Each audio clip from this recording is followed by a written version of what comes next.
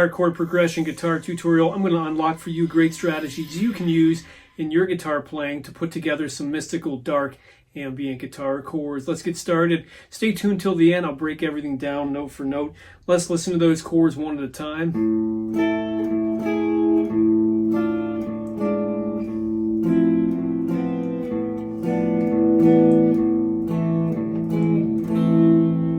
I'll show you some strategies that work for me that you can implement in your guitar playing immediately, my friend. So let's check out what we got going here. It's an open fifth string ringing out atop everything that I'm playing over the chord voicings. And the strategy is pinpointing a sound that you want to be dark. I'm using a harmonic minor.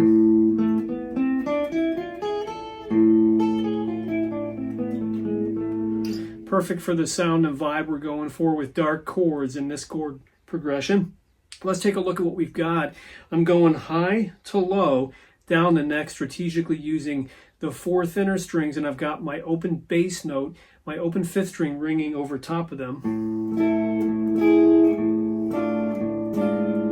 That's going to ring throughout. Let's take a look at the voicings and as well, setting up the mood. A harmonic minor implies minor, so we're going to start on a minor chord to bring the tonality into the pitch of minor, which is Latin for sad. So we'll set up an A minor voicing up top here, and I've got some other strategies for you that'll really help you out. So that's all four fingers, and I'm using the bass note, the open fifth string. So that's a beginning goal. Another thing to do is have an end goal in mind. I'd like to take it to A minor to end with, so beginning and ending on A minor, and then it just sounds like you know what you're doing. And what's fun is taking the journey through from the beginning to the end and filling in and fleshing out the chords in between that lead down to the ending at A minor. Starting on A minor establishes to the listener the sound, and to end, going back to A minor. A sounds like you know what you're doing, and B sounds like you're landing on your feet and not your head. Let's check these out. Now, I'm not just running down a chord scale, notes in order, note for note, but I'm trying to go for a certain vibe of sad, tense, sad, tense, sad, and tense, and back and forth, giving you a really haunting vibe. Totally what you want to create the dark chords. So I've got my A minor. Then I'm going to scoot pinky down one fret and go to A minor, major 7. This tense one here really outlines a harmonic minor sound, so you definitely want to use that to characterize the sound. There I get the G sharp note with my pinky 9th fret, 2nd string.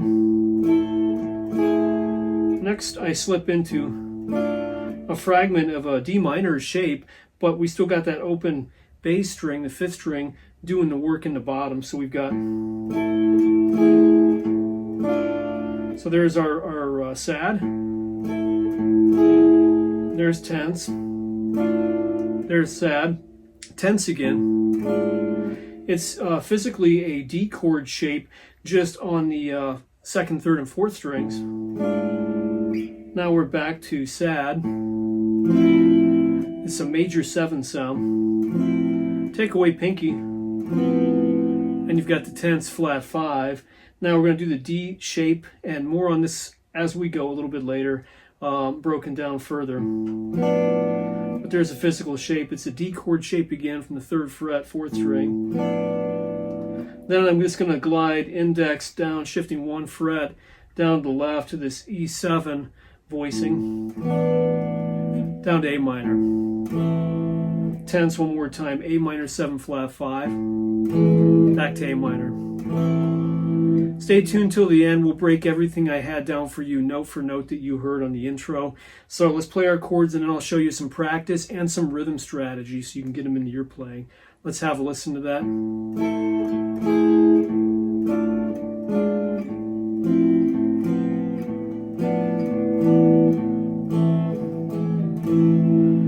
So chords we're finding within there, we had minor, minor major 7, a voicing is kind of like a D shape, D minor, but I take out the index altogether. Then I've got a diminished shape,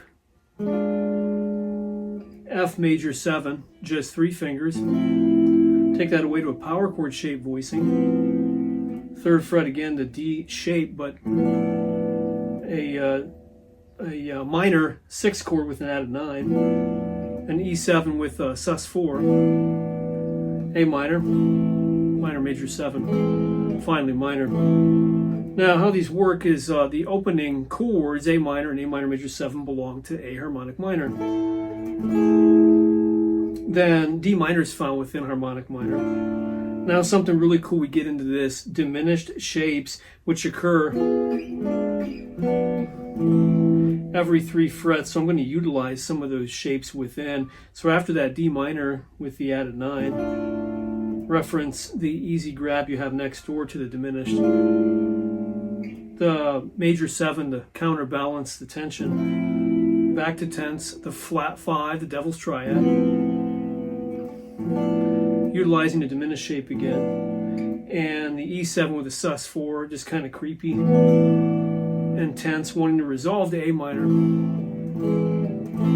Now to get some rhythm going, let's think of something we can use with or without drum tracks. If you don't have any that you're using, I recommend it. I'm going to use a rhythm going 1, 2, switch chords 3 and 4. 1, 2, 1, 2, 3 and 4.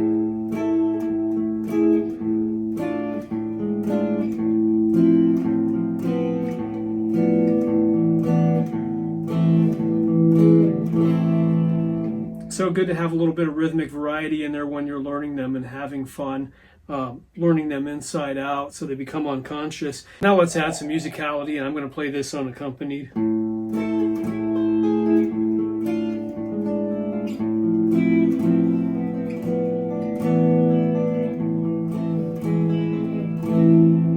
Once you've gone through the processes of practicing it into some rhythm like we just did, you're ready to add in some musicality and variety. Let's break that down.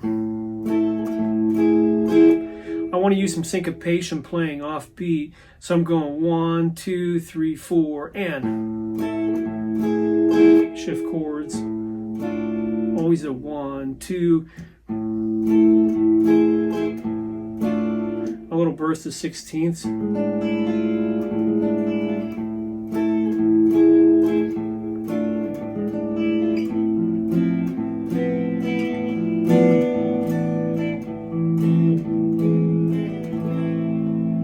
The idea there, trying to add in some driving 8th notes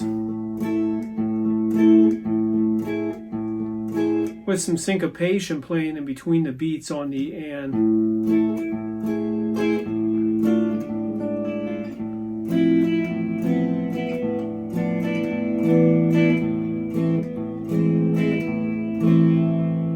To give it a little bit of variety, it's all about the rhythm. Some bands like, say, AC/DC, making a full career out of playing off beat. So do think of that, and also use some drum tracks and backing tracks as well to help create some musical ideas with those chords. Have fun with your dark chord progressions and stay tuned for loads more. Also check out the offer at the end.